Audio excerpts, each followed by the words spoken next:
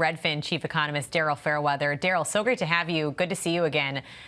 Curious how you view these new rules for realtors. Is this going to mean cheaper prices for anyone on the buying or selling side, do you think? I think potentially buyers and sellers could walk away with more money because now buyers are directly talking about how much the buyer's agent is paid even before they go on a tour. So that conversation could result in a buyer potentially paying less if they don't need as much service, maybe more if they want a really high touch service. But I think at the end of the day, people are going to know what they're paying for a bit better and they're going to be happier with the overall service that they're getting. Transparency always good. When we think about some of the bigger issues in the housing market, Daryl, we heard today the vice president lay out her economic plan, a big focus on housing. She called for the construction of 3 million new housing units and also promised that $25,000 to help first-time buyers on a down payment. How do you view those policies? Do you think those are effective when we look at kind of this housing affordability crisis that we're in?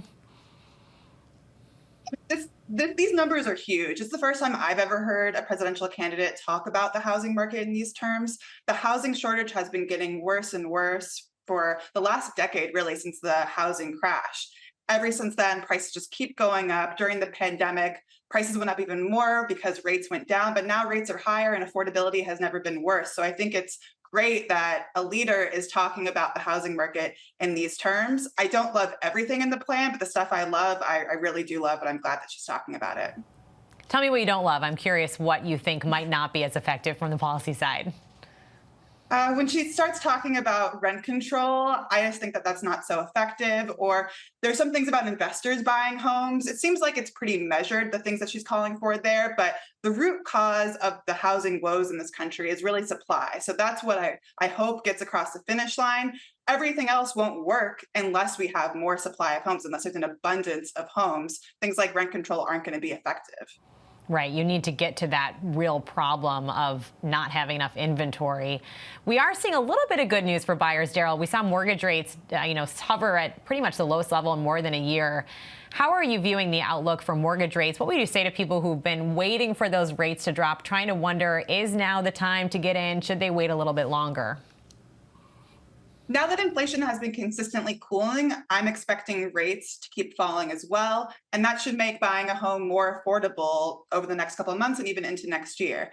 But as rates come down and more buyers enter the market, there'll be more competition, and I expect prices to come back up. That's why it's so important that we address the supply problem and get more homes on the market so that when there are more buyers on the market, they can actually all find the home that fits their budget. So, such a good point.